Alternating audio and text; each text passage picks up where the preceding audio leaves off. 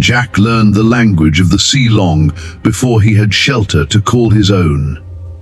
On a night when the shoreline screamed with wind and waves, he hunched beside a small driftwood fire, watching the ocean batter the rocks.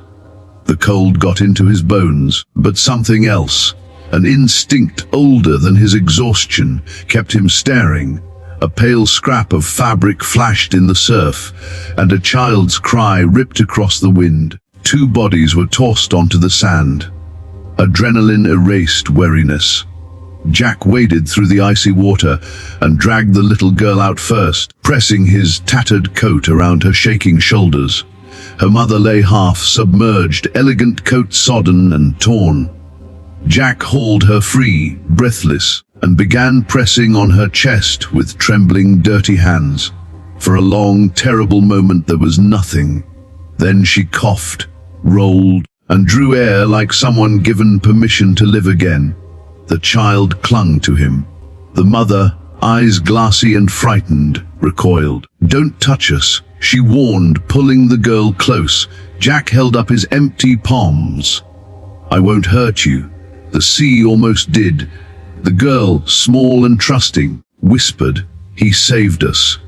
The woman's fear, sharpened by a lifetime of safety, wouldn't release so easily. Knowing they couldn't survive the night on the beach, Jack pointed inland toward the city lights. They moved through wet dunes, sand heavy beneath their feet, wind throwing salt at their faces.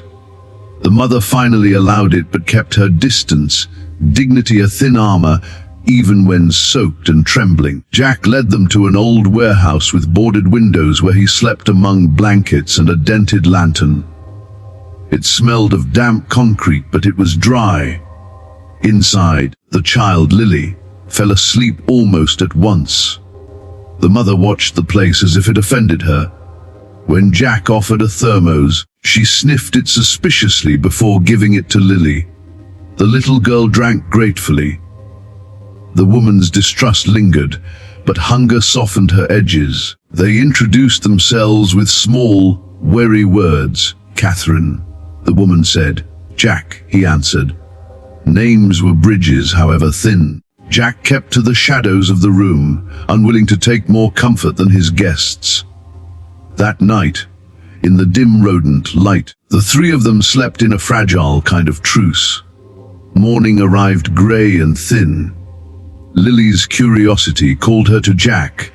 She thought he looked like a pirate. Catherine's hostility flared, but when Jack left to scavenge food, Lily begged him to return.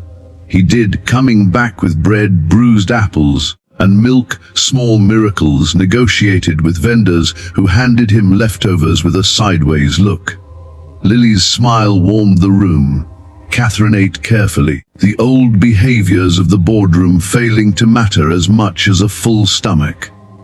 Catherine's clothes still bore the fingerprints of wealth. Tailored fabric, costly buttons, jewelry clinging like shame. She bristled at Jack's presence, and he bristled slower, used to living at the edge. When asked why he helped, Jack answered simply, "Because someone has to." She expected a price or a leverage. He offered neither. Days passed. Jack's past surfaced in fragments. Keen eyes that watched danger, a steady hand in a fight, a way of reading a room that belonged to someone who'd once trained for threats. When a gang threatened the warehouse, Jack stood between them and the mother and child. He didn't need to show off, just enough to keep them away. Catherine felt, for the first time, a disorienting surge of safety when he stood in front of them. They moved on, through the city's back alleys and forgotten spaces, because safety is a fragile thing. One afternoon, a black SUV slid up, two men in suits stepping out like polished threats. Catherine froze. Men like them had been pursuing her for weeks. Lawsuits and shadowy rivals had left her running. Jack pulled them through a maze of streets until they found another temporary refuge, an abandoned library whose walls still remembered reading. There, amid dust and toppled shelves, Catherine's life unspooled. She revealed why she'd been on the beach. She had exposed corruption. Records, recordings, a truth with zeros attached. Jack listened, the lines on his face tightening. He recognized the pattern. He told her quietly that years ago he had been one of the people who guarded powerful men, and he'd once made a choice to tip a balance toward the vulnerable. That choice had cost him everything. Catherine couldn't have anticipated how quickly danger would follow. Suited men returned with more force, and one of them panicked and scooped Lily in a reckless move.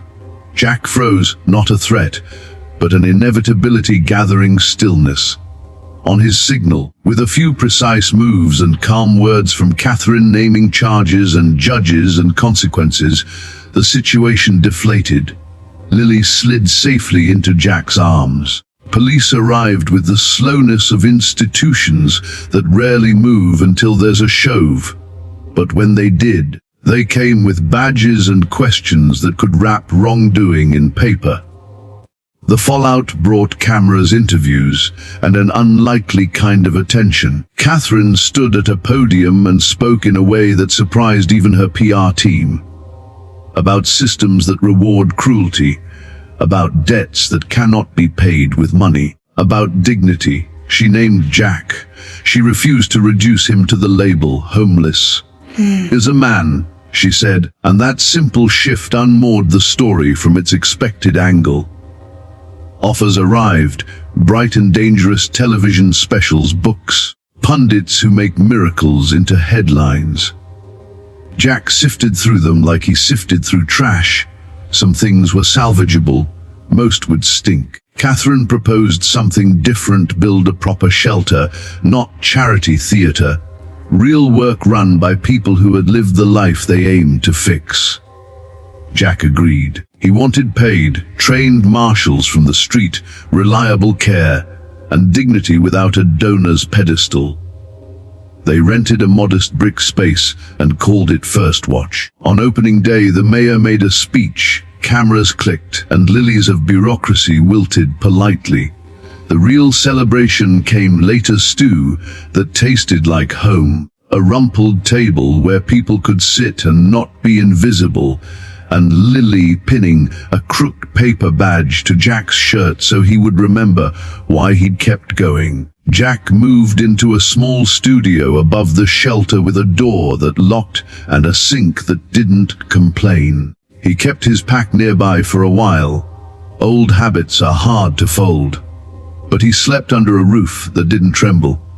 Not everything changed overnight. Storms visited in dreams, and men who couldn't understand being denied power kept trying to break the peace. One angry man, the one who'd grabbed Lily, returned looking for blood. Jack didn't meet him with fists. He met him with paperwork and witness and a camera that turned bravado into a live stream of humiliation. Courage evaporated under public light. Police enforced a quiet kind of justice.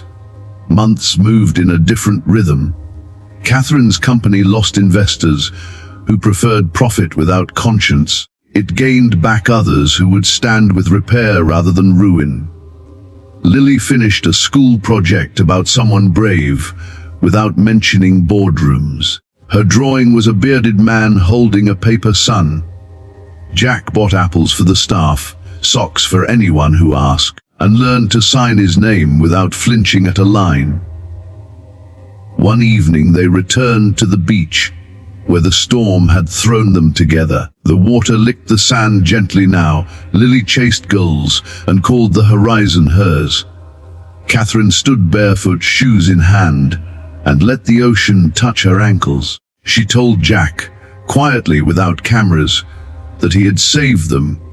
He shrugged and said they had saved each other. For a long, forgiving minute, the world felt correctly arranged. They had all been washed up by the same storm in different ways. The shelter they built was a small answer, steady, stubborn, and human. Jack kept watch on the stoop, counting the slow parade of people who make a city hum. Catherine sometimes joined him with 2 coffees, and no speeches. Lily drew constellations on the sidewalk and named one Safe Harbor. Some nights, Jack still kept his old pack by the bed. Some nights, memories of a bottle, a uniform, and a life hollowed by corporate cruelty returned. But he kept coming to work, buying apples, doing the small, stubborn things that make a place livable. They learned together that rescue isn't always dramatic and that worth is not a number. They learned that safety can arrive in many forms. Sometimes in a suit, sometimes in a tattered coat. And that gratitude is an action, not a headline. The storm that began their story did not end it. It only set them moving toward the people and the work they wouldn't ignore.